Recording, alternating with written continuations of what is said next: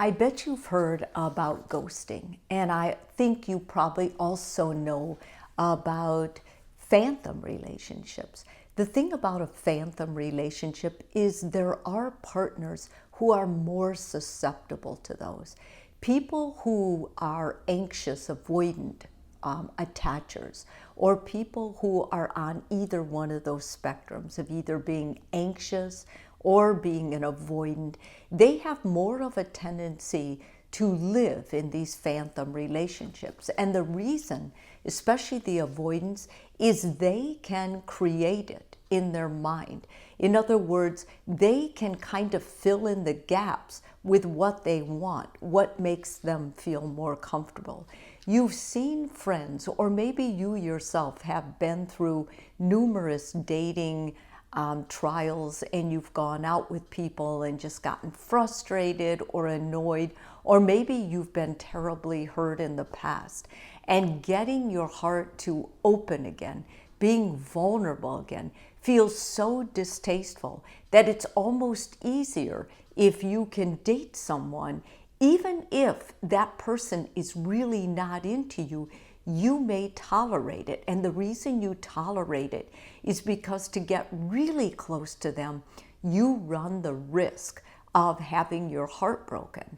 Now, when I am with a friend who's in a phantom relationship, and I have had that experience, or I'm listening to it in my office, for someone like me, it's very frustrating because it's clear to me, this isn't real. Like, what are you doing? Why are you creating this?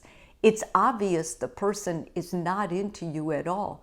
The reason they tolerate it is it gives them a safe space. And if you're one of those people that you're kind of living in this phantom reality, I want you to kind of use this video as a wake-up for you, as maybe an opportunity for you to be courageous and brave and put closure to it before you have to run the gamut of going through the whole thing. The one thing I've noticed about people who are in these relationships, they talk about their relationships a lot. And the reason they're talking about them so much is it helps them stay in it. It helps them believe it. So I want to run through the list of what it looks like if you're in a phantom relationship. And if someone is listening to this video and they know of a good friend or someone close to them who is in one, it will really help your friend if you suggest this video and if you start using some of the feedback I'm going to give you. The first thing is they are initiating all the contact with the person. In a normal, healthy relationship, there's a give and take. Both people are wanting to be together. Not so in a phantom relationship. You are the initiator, and you're the initiator all the time. Secondly, you're talking about them all the time. In a normal, healthy relationship, yes, it's a big part of their life, but it's not all the time. They have other interests. They have other things going on in their life. They don't want to talk about it all the time. You've told your friends and family about them. People who are in a phantom relationship, they really want to believe it is the one. And so they tell everybody close to them about this person. You follow them on every social media site. Like, you can't get enough of them. And even if you see they're engaging with other people, might hurt your feelings. You might even, if you ever see them, bring it up. But the way they tell you, well, I was just with my friends, or I wanted to go to this thing, you don't ask yourself, wait a minute, why was I not invited? You just stay away from that and go and give them full authority to do what they want to do. You know them inside out, or at least you think you do. You pride yourself on that, and you tell other people, I know everything about them. I know how their mind works. That's why they're this way. Or you make excuses for them. You hang on their every word. In other words, you've given this person so much of your personal power, your respect, that everything they say is like gospel to you. And that's, to me, that's a very clear sign this is a dangerous situation, or it really could be. You can't get them out of your head. Like, even if they go on a trip, you can't quit thinking about them. They're with you all the time. You've ignored the fact that they're not single. I've seen people who are in a phantom relationship with someone married, and they may have even told this person who likes them, who's in this phantom relationship with them, something encouraging like, you know, if I ever did leave my spouse, I would look at someone like you, or I'd want to be with you. They just say stuff. They don't care. And a person who wants this relationship so bad will fill it in. They basically, people who are in one of these things, they've gone through all the emotions they feel all the time, and you've listened to them. They've got a whole plan. They know exactly what they're going to do, how they're going to execute it, and every conversation is about this missing person, this person that's not in their life. You've never seen them. You've heard about them, but you've probably never seen them. Or if you have, you probably have told your friend, I don't think this person's really into you. I don't think this is a real relationship.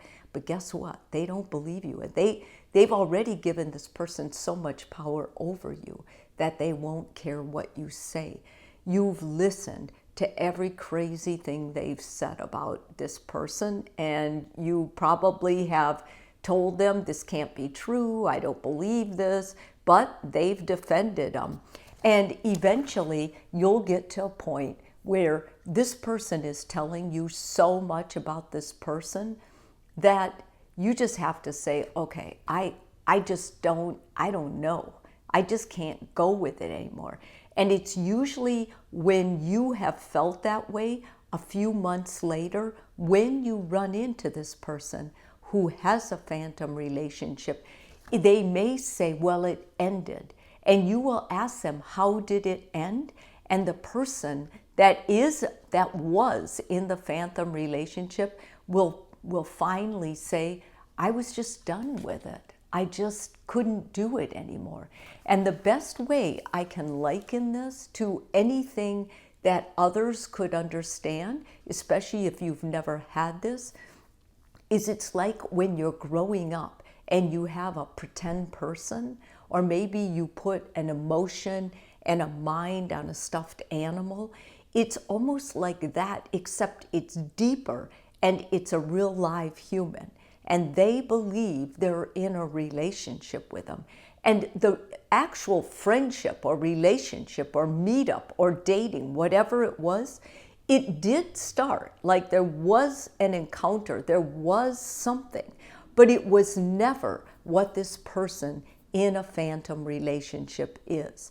And so what makes these difficult is, how do they get to closure? And if you're in one, before you finally run the whole ordeal to the point that you're done, how are you going to close it? Because it was never really real. Well, what I suggest for those people is, number one, write it out.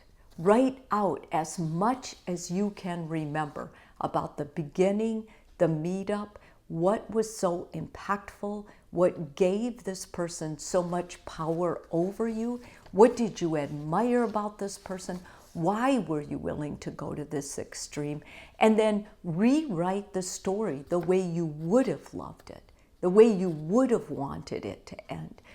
Practice radical acceptance. Like you have to understand that whatever was going on with you was being triggered, and that it's just important for you to be able to radically accept the truth, and that about you, what was broken, to accept it. You earned it, whatever it was. It probably happened to you in childhood.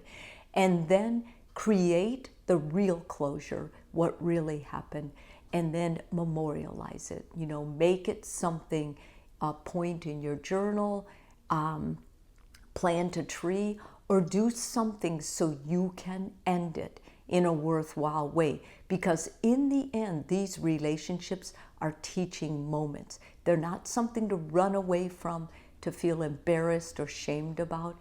They're teaching moments. And that's why it's important that you accept it as part of your life story. If this video is helpful for you, please subscribe. And if you're already a subscriber, thank you so much.